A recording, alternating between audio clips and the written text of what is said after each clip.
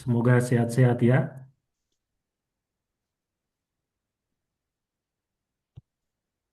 Saya akan membagikan renungan saya. Izinkan saya untuk main share screen dulu.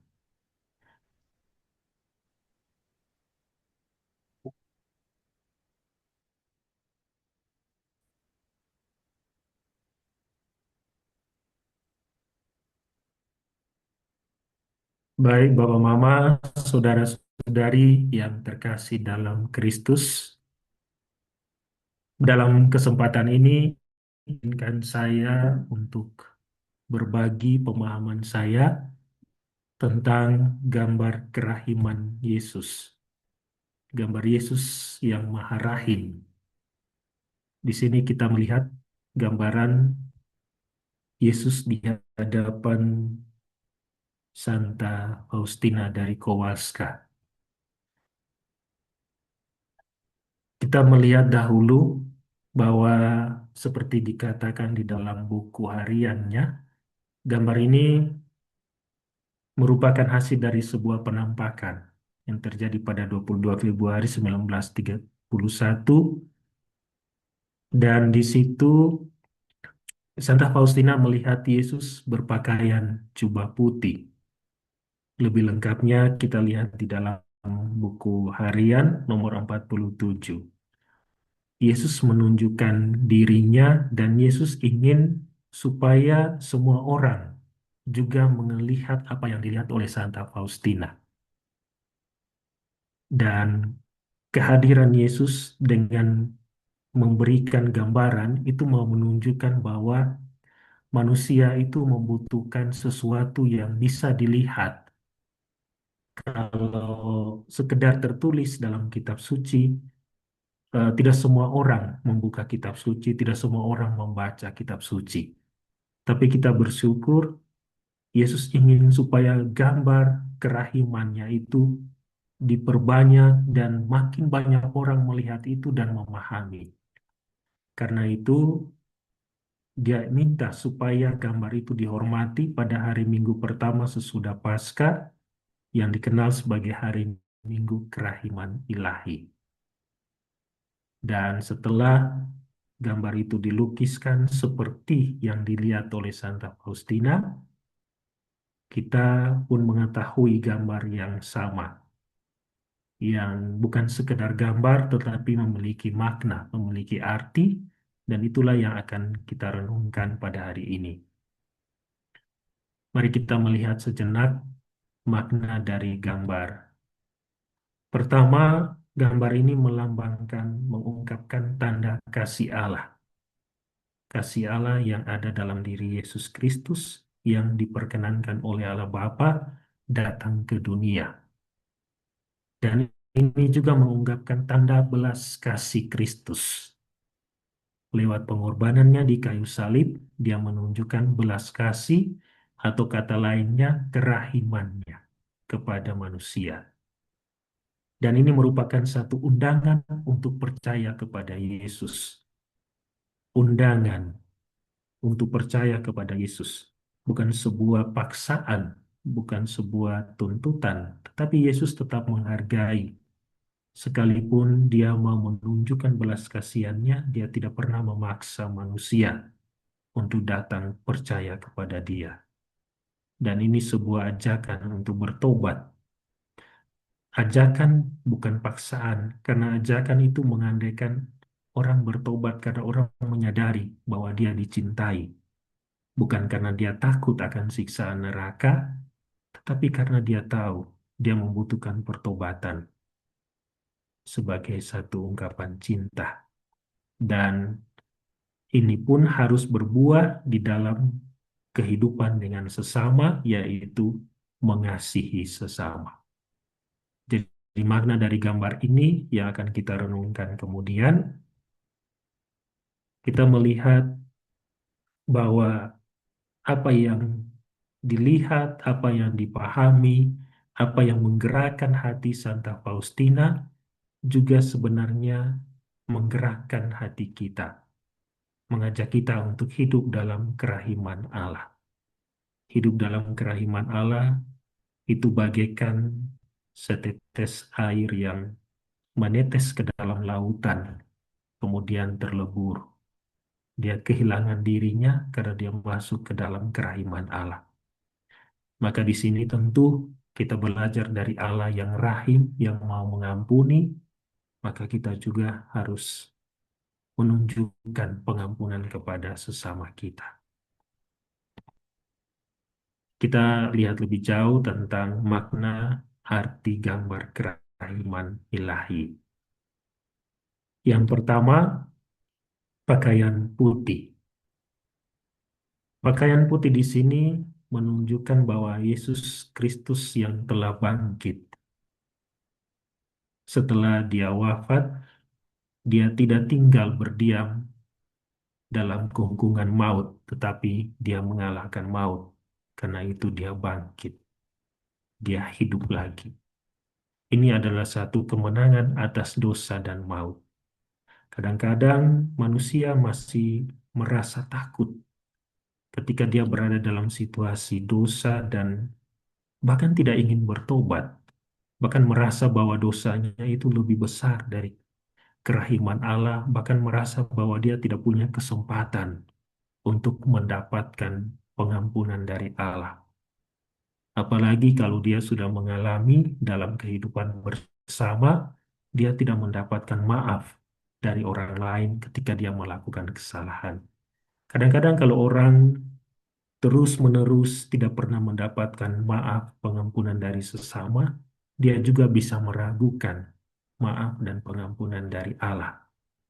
Karena itu, kita tidak bisa hanya memohon supaya Tuhan mengampuni dosa kita, tapi kita juga diajak untuk mengizinkan orang lain mengalami pengampunan kita, mengalami rasa maaf kita, supaya mereka juga bisa merindukan bagaimana rasanya diampuni oleh Tuhan yang Maha Rahim. Itulah alasannya juga kita tidak bisa mengasihi Tuhan yang tidak kelihatan kalau kita tidak bisa mengasihi manusia yang kelihatan. Karena sebagaimana rasa damai karena diampuni, demikian juga rasa damai karena dikasihi, itu sama-sama saling dibutuhkan oleh manusia. Dan kehidupan baru. Lambang kehidupan baru berarti kehidupan yang bersih. Seperti pakaian putih yang dikenakan Yesus, kita juga diundang untuk ambil bagian dalam kehidupan yang baru itu. Kehidupan setelah kita diampuni, setelah kita dimaafkan, setelah kita dikasihi, demikian juga kehidupan setelah kita mengampuni orang lain, setelah kita mengasihi orang lain. Dan berikutnya adalah tangan yang memberkati. Di situ kita melihat Yesus memberkati dengan tangan kanan. Ini mau menunjukkan bahwa berkat Yesus tidak berhenti. Dia terus memberkati umatnya. Entah umat itu berdosa, entah umat itu sedang berada dalam situasi yang sebenarnya menurut manusia tidak layak untuk diberkati. Tuhan tetap memberkati. Berkat Tuhan, kalau kita ingat dalam kitab suci, seperti matahari yang tetap terbit bagi orang yang benar maupun orang yang tidak benar. Seperti hujan yang tetap turun bagi setiap orang. Dan ini juga menunjukkan bahwa dia datang bukan untuk menghukum, tetapi untuk mengampuni, untuk menebus. Karena itu, mari kita melihat bahwa pertama-tama kehadiran Tuhan di dunia ini adalah untuk mengasihi kita. Kadang-kadang karena dosa yang kita lakukan, kita menjadi takut, lalu kita tidak mau bertobat. Padahal selalu ada kesempatan yang Tuhan berikan. Dia tetap memaafkan kita kalau kita menyadari itu dan datang kepada Dia. Dan berikutnya kita lihat dua sinar yang keluar dari hati Yesus. Di situ ada sinar putih yang melambangkan air yang menguduskan jiwa, dan sinar merah melambangkan darah yang memberi kehidupan kepada jiwa. Kalau kita berada dalam kondisi misalnya situasi panas, cuaca sangat panas sekali, kita kemudian mandi, diguyur tubuh kita dengan air, kita merasa sangat segar. Dan kesegaran itu seolah-olah bukan hanya dirasakan tubuh, tapi juga oleh jiwa. Orang yang punya beban, kalau dia berdiri di bawah, di dalam kamar mandi, lalu membiarkan air mengguyur tubuh, kadang-kadang itu juga bisa mengubah, membuat dia merasa ringan. Ada juga yang bilang menangis di bawah hujan supaya air mata tidak kelihatan. Kadang-kadang air itu menguduskan kita, menyegarkan kita. Karena itu Yesus menggunakan lambang air. Karena sesuatu yang kita alami, yang kita rasakan, bisa juga dirasakan oleh jiwa dalam arti yang lebih tinggi. Dan warna merah melambangkan darah yang memberi kehidupan kepada jiwa. Kita akan merenungkan lebih jauh tentang dua sinar ini. Dua sinar ini juga mengingatkan kita pada darah dan air yang mengalir dari lambung Kristus, seperti tertulis dalam Yohanes 19 ayat 34, ketika Yesus di kayu salib, kemudian ada prajurit yang menikam lambung Yesus. Oleh para bapak gereja, air dan darah yang mengalir dari lambung Kristus melambangkan lahirnya gereja melalui sakramen-sakramen. Karena itu orang Katolik itu sebenarnya sangat disayangkan kalau dia putus asa, kalau dia mudah kecewa, kalau dia mudah menyerah. Karena dia punya begitu banyak sarana dalam gereja. Banyak sekali sakramen-sakramen, devosi-devosi, teladan dari orang-orang kudus yang juga kita bisa minta doa mereka. Dan sebenarnya itu memberi kita kekuatan, memberi kita lebih banyak makanan rohani yang sangat disayangkan kalau justru orang luar yang menggunakan itu. Kita sendiri yang begitu kaya akan rahmat dan berkat yang Tuhan berikan kepada gereja lewat sakramen-sakramen, tapi kita mengabaikan itu. Kita lihat lebih lanjut, warna pucat, warna putih, atau dalam bahasa buku rohani, buku harian Santa Faustina, ini adalah air yang melambangkan pembenaran, penyucian, dan mengingatkan kita pada sakramen baptis, serta rahmat yang terus menghidupkan gereja. Apalagi sakramen baptis melalui menjadi pintu dari sakramen-sakramen lainnya yang diterima dalam gereja.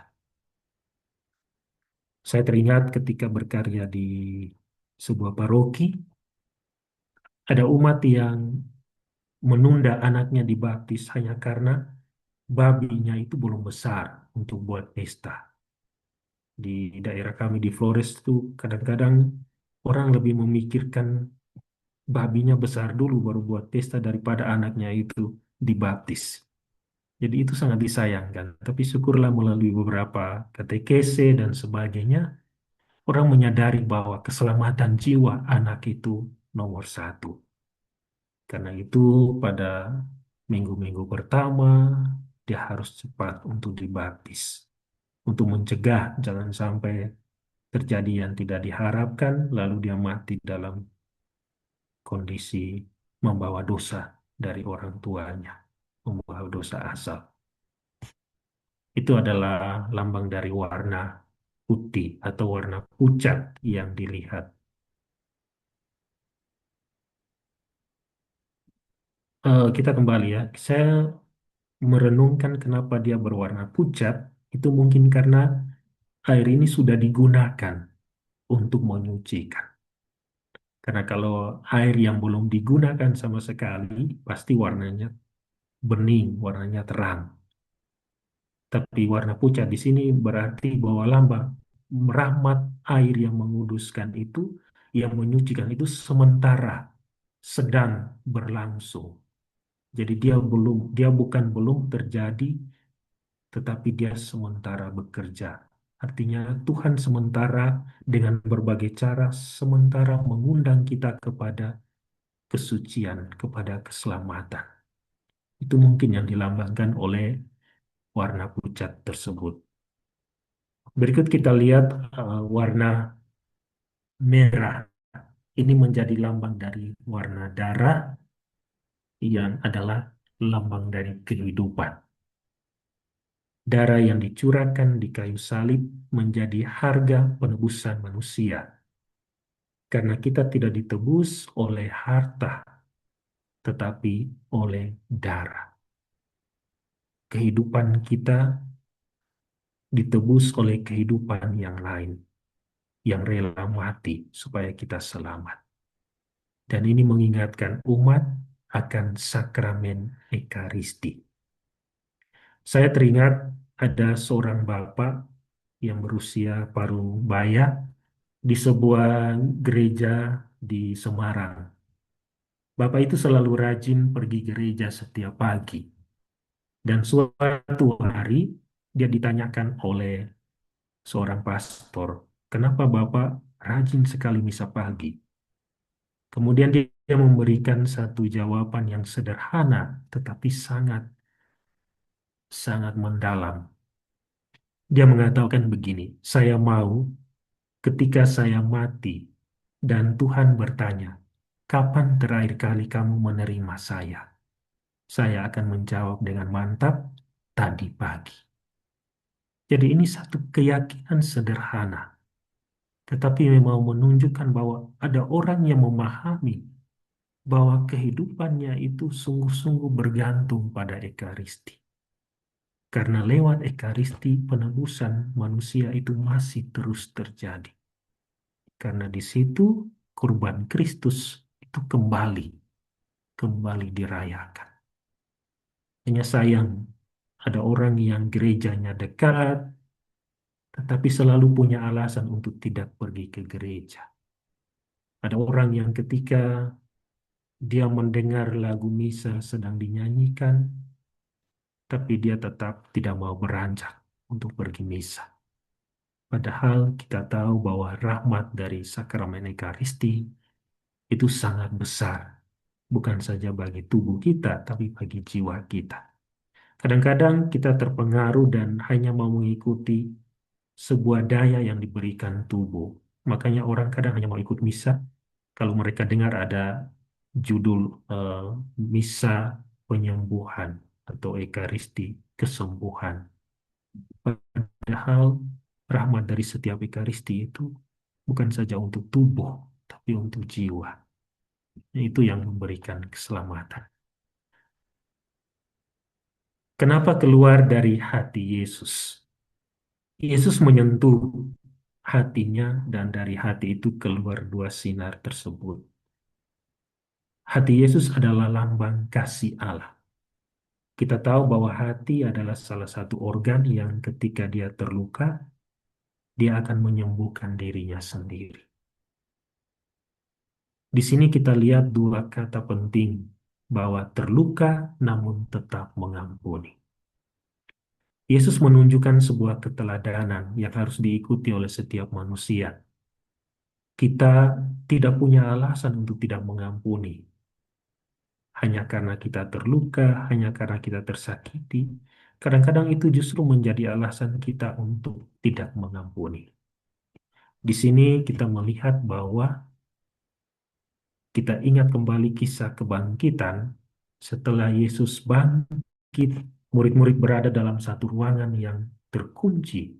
Yesus datang dengan membawa luka. Tapi ketika dia meminta mereka menyentuh luka itu, dia tidak lagi merasa sakit. Maka luka, pengalaman masa lalu, luka batin, pengalaman semua yang membuat kita terluka, tidak pernah lagi boleh membuat kita menerima itu sebagai sesuatu yang menyakitkan. Tetapi harus diubah menjadi sebuah sesuatu yang menguatkan. Karena Yesus tidak menghilangkan luka. Dia membawa luka itu, tapi bukan lagi luka yang ditangisi, luka yang disesali, tapi luka yang bisa diterima. Justru orang yang sering terluka dan bisa mengolah luka itu menjadi orang yang lebih kuat. Karena itu, di satu sisi kita bersyukur juga untuk pengalaman-pengalaman luka yang pernah kita alami. Karena bisa jadi dari situ kita belajar untuk memahami luka orang lain, untuk tidak lagi melukai orang lain. Seandainya Tuhan tidak mengizinkan kita terluka, mungkin kita tidak bisa memahami sakit dari orang lain yang terluka. Hati Yesus itu melambangkan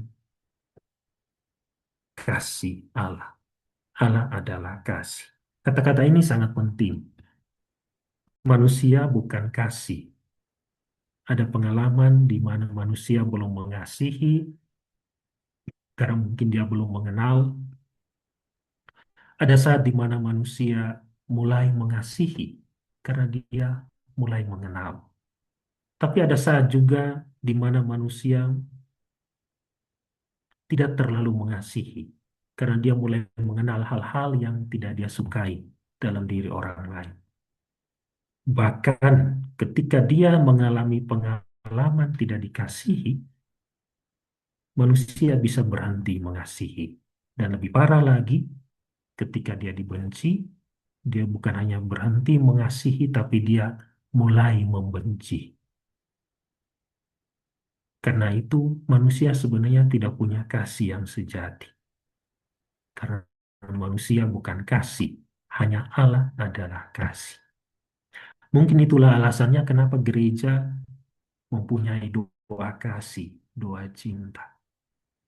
Dan di doa itu, di bagian akhir kita selalu meminta, Tuhan tambahkanlah selalu cinta. Kita minta Tuhan memberikan kasih-Nya, memberikan cintanya, supaya kita bisa mengasihi dengan cinta Tuhan yang sejati. Bukan dengan cinta kita yang selalu ada syaratnya. Inilah lambang dua sinar yang keluar dari hati Yesus. Kita lihat berikutnya, langkah Yesus seperti hendak berjalan ke depan. Kalau kita lihat di gambar kerahiman ilahi, Yesus itu tidak berdiri tegak, tapi kakinya itu seolah sedang mau melangkah, sedang mau berjalan. Ini sebenarnya mau menunjukkan satu inisiatif yang datang dari Tuhan. Dia tidak menunggu manusia datang dahulu, tetapi inilah yang menunjukkan kerahimannya, bahwa dia selalu mengambil langkah pertama. Kita ingat kisah anak yang hilang. Dikatakan anak itu ingin pulang ke rumah setelah dia berada dalam kondisi yang mengenaskan di daerah rantau setelah menghabiskan hartanya. Tentu dia berubah, tubuhnya yang dulu gemuk menjadi kurus karena tidak makan, lalu dia tinggal di kandang babi, pasti dia menjadi sangat kotor dan dari jauh sebenarnya tidak dikenali. Tapi kitab suci mengatakan dari jauh bapaknya sudah mengenalinya, lalu berlari menyongsong dia. Kerahiman Allah itu selalu mengambil langkah pertama, karena kasihnya tidak pernah diam, tapi selalu proaktif. Kita tahu bahwa dia mencari domba yang hilang. Dia memanggil orang berdosa. Dia mengetuk pintu hati manusia. Tapi pertanyaannya adalah, mungkin kita saja yang selalu tidak peduli. Mungkin kita saja yang selalu tidak mau mendengar. Karena itu, mari kita merenungkan bahwa gambar ini mau menunjukkan bahwa Tuhan selalu menginginkan kita. Dia selalu bergerak menuju kita. Dalam kondisi kita yang sangat berdosa, yang tidak berdaya, tidak menjadi alasan bagi dia untuk menjauh. untuk membelakangi, untuk tidak peduli pada kita. Tetapi dia selalu mau datang kepada kita, dialah yang mencari kita. Kadang-kadang dosa membuat kita bersembunyi, membuat kita tuli ketika dia memanggil nama kita. Karena itu, semoga dengan memahami makna dari gambar-gambar ini, kita semakin menyadari bahwa Tuhan tidak pernah mengabaikan kita. Oke, berikut kita lihat hubungan dengan hari Minggu Paskah kedua yang disebut sebagai hari Minggu Kerahiman Ilahi.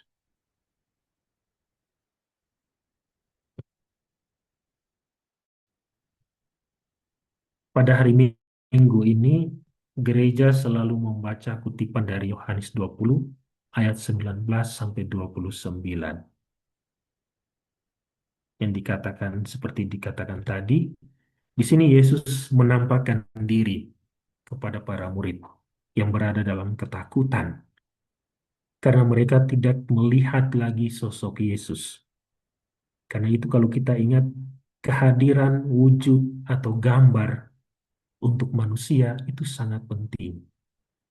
Kita ingat foto dari orang tua kita, walaupun hanya foto yang ditaruh di rumah, ketika melihat foto itu kita merasa bahwa mereka seakan-akan hadir.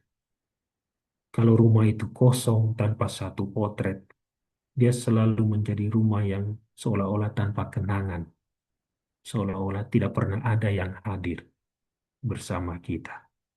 Di sini Yesus menampakkan diri, menunjukkan dirinya, lalu dia memberikan damai, damai sejahtera bagi kamu. Dia memberikan Roh Kudus, dan dengan demikian setiap imam dapat memberikan sakramen pengakuan dosa, sakramen tobat. Karena itu, selain kita menghormati gambar kudus kerahiman ilahi, kita diminta untuk tidak berhenti pada penyesalan saja, atau pada kekaguman saja, atau pada pengetahuan saja tentang gambar ini, tetapi pada niat untuk bertobat. Karena itu gambar ini berkaitan erat dengan sakramen tobat yang telah diberikan kepada setiap imam oleh rahmat sakramen imamat yang diteruskan sejak Yesus memberikan kepada para rasul dan secara apostolik diteruskan kepada para imam hingga kini. Karena itu saya percaya di luar gereja orang sulit untuk mau menunjukkan berkat dan rahmat. Karena para rasul menerima Roh Kudus itu langsung dari Tuhan Yesus. Dan roh yang sama yang diterima para rasul itu yang diteruskan bahkan kepada para imam, para diakon sampai pada hari ini. Karena itu kita harus percaya pada rahmat sakramen imamah yang diterima oleh para imam. Dan percaya ketika mereka memberikan menghapus dosa-dosa dalam sakramen tobat, itulah yang dikehendaki oleh Allah dan mereka melakukan itu atas nama Yesus sendiri. Belakangan ini masih banyak orang Katolik bahkan yang tidak mau pergi mengaku dosa. Saya ingat kalau di Flores, di Bajawa, itu saya biasa mengaku dosa dari pagi jam 8 sampai jam 8 malam. Kadang-kadang tidak sempat makan siang karena takut kalau makan umat masih makin lama nanti pengakuan dosa. Tetapi saat ini saya berada di Manado dan sangat disayangkan beberapa paroki umat sangat sedikit yang mau datang mengaku dosa. Ada pengaruh dari ajaran lain yang mengatakan lebih baik mengaku langsung ke Tuhan. Dan itu satu hal yang sangat disayangkan.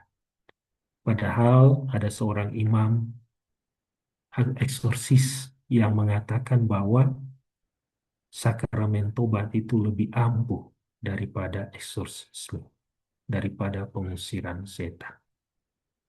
Karena pengusiran setan itu hanya mengusir satu setan, tapi pengakuan dosa itu mengusir begitu banyak setan dalam wujud dosa-dosa yang kita lakukan. Karena itu, dengan melihat gambar ini, mari kita percaya pada rahmat sakramen tobat, dan mari kita mengajak juga orang lain untuk datang mengaku dosa. Kadang-kadang ibu-ibu yang datang, bapak-bapak tinggal di rumah. Nanti setelah ibu-ibu mengaku dosa pulang, ketemu bapak, marah lagi, buat dosa lagi. Bagus kalau dua-dua mengaku dosa, ya, pulang ke rumah sama-sama ada kedamaian. Kita lihat berikutnya, ini tulisan yang ada di gambar yang diminta oleh Yesus sendiri.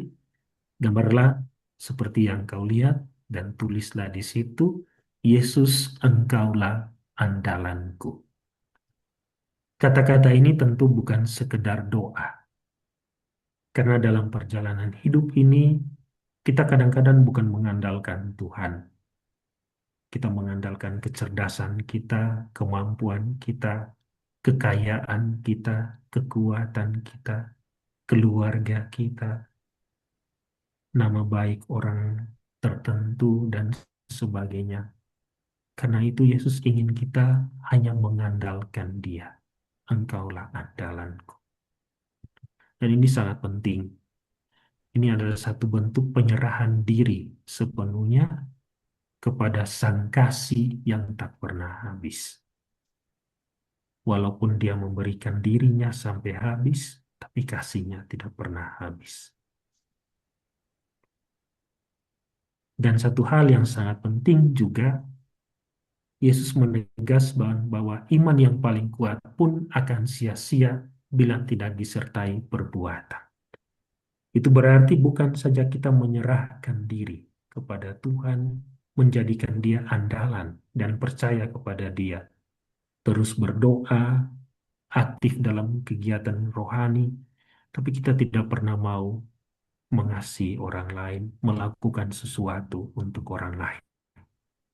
Kadang-kadang iman dewasa ini adalah iman yang nyaman, merasa cukup kalau dia tidak buat dosa, merasa cukup kalau dia tidak menyusahkan orang lain, merasa cukup kalau dia sudah melaksanakan kewajibannya sebagai orang Katolik, tapi dia tidak merasa terganggu kalau ada orang lain yang melakukan dosa, di mana dia bisa menegur, di mana dia bisa mencegah, tapi dia tidak melakukan itu. Kadang-kadang kita terjebak di dalam iman yang nyaman, yang hanya seperti bunga tanpa duri. Kita hanya mau dikenal harum, tapi kita tidak mau dibenci karena mengatakan hal yang benar, karena menegur hal yang salah. Itu yang seringkali ada di dunia dewasa ini, terutama ketika teknologi menjadi sangat penting. Orang selalu mau posting sesuatu yang menarik.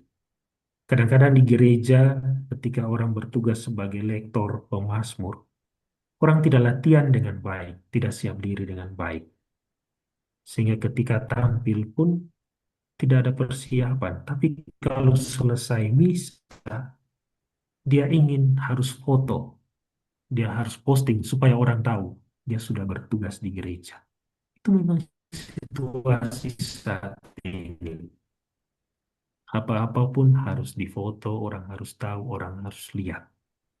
Jadi yang penting bukan lagi apa yang sedang saya lakukan, tetapi apa yang telah saya lakukan. Orang tidak lagi bersiap untuk sebelum melakukan sesuatu, karena dia pikir yang paling penting adalah yang sudah dia lakukan.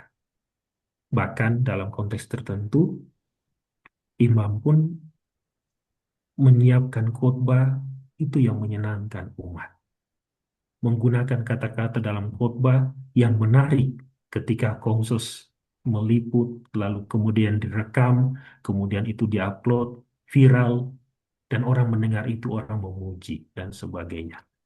Sehingga khotbah pun menjadi satu hiburan, bukan lagi menyampaikan sabda Tuhan.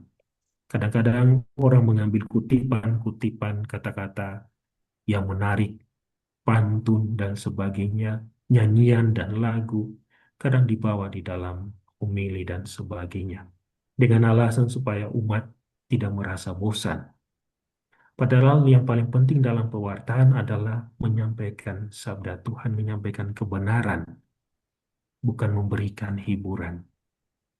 Karena Yesus selama dalam hidupnya ketika dia berkhotbah, dia tidak sedang memberi satu penghiburan yang hanya membuat orang rasa nyaman saja, tapi dia mengatakan kebenaran.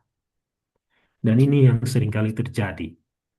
Dewasa ini kebenaran tidak lagi penting, tapi yang paling penting adalah bingkisan.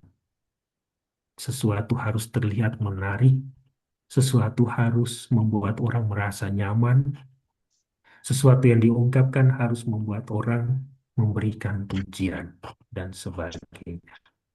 Dan ini juga menjadi tantangan gereja saat ini.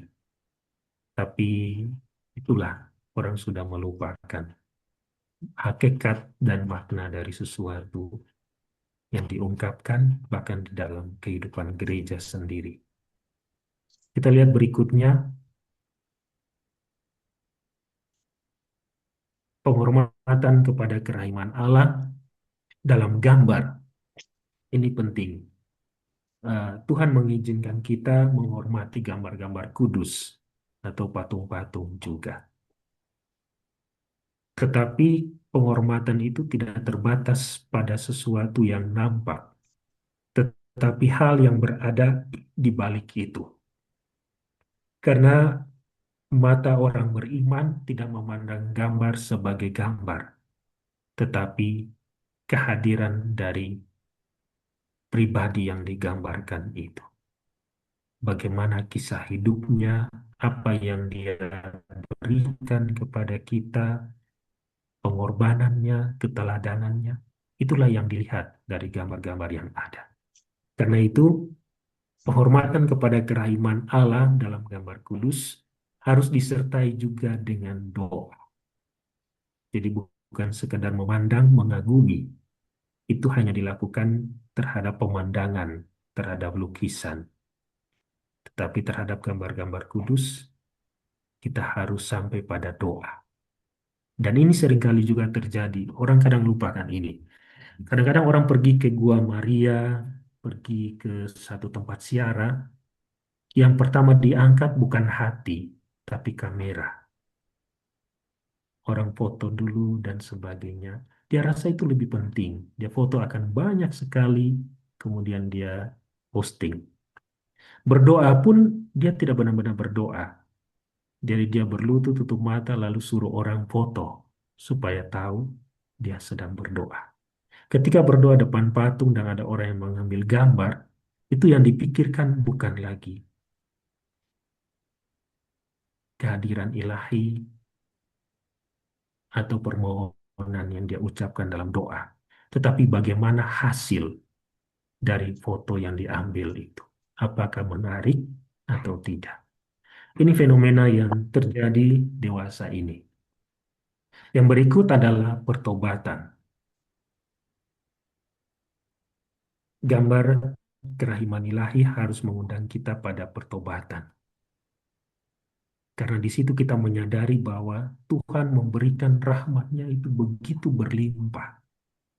Hatinya masih terbuka mengeluarkan rahmat yang menyucikan kita, yang menghidupkan kita. Karena itu seharusnya ini mengundang kita untuk bertobat, bukan saja mengagumi. Yang berikut adalah kasih kepada sesama. Dan ini adalah buah dari doa dan pertobatan. Adalah kasih kepada sesama. Karena itu penting untuk tergerak, penting untuk melihat orang yang menderita, penting untuk datang mengunjungi orang yang sedang sakit, penting untuk berbagi sesuatu yang sudah sangat banyak yang kita miliki. Kadang-kadang di rumah kita, di lemari-lemari kita itu ada begitu banyak pakaian yang sampai saat ini kita tidak pernah pakai, tapi kita selalu mau simpan. Ada banyak sepatu atau mungkin perabotan rumah tangga yang banyak sekali, tapi kita simpan, kita tidak pernah pakai, tapi kita tidak pernah juga mau memberikan itu kepada orang lain. Padahal kalau itu diberikan pada orang lain, mungkin bagi mereka itu bukan sekedar sesuatu pemberian, tapi itu sangat berarti untuk mereka. Itu adalah penghormatan kepada kerahiman ilahi yang juga harus diikuti dengan hal tersebut. Berikutnya kita lihat janji Yesus melalui gambar ini, aku akan memberikan rahmat kepada jiwa-jiwa. Jiwa-jiwa yang bagaimana? Tentu adalah pertama-tama bukan karena gambar ini memiliki kuasa magis, melainkan karena Kristuslah sendiri yang berkarya melalui tanda iman itu. Kadang-kadang dengan memandang itu, hati kita bisa diarahkan, pikiran kita bisa diarahkan, pemahaman kita, refleksi kita, itu bisa diarahkan. Sehingga bisa terjadi rahmat dan berkat Allah.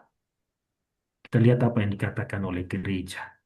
Penghormatan kepada gambar kudus bukanlah penyembahan terhadap benda, tetapi penghormatan yang diarahkan kepada pribadi yang digambarkan itu. Katekismus Gereja Katolik. Apa pesannya bagi kita? Gambar ini mau memberikan beberapa pesan, antara lain bahwa Allah selalu mengasihi kita. Tangannya yang tetap terangkat untuk memberkati, menunjukkan bahwa Dia tidak berhenti mengasihi kita. Dan Dia selalu mengampuni. Itulah yang kita lihat dari air, dari warna putih yang melambangkan air yang dicurahkan kepada kita. Dan karena itulah, karena selalu ada rahmat yang diberikan, karena Dia tetap memberikan berkat-Nya, kita tidak boleh menjadi putus asa.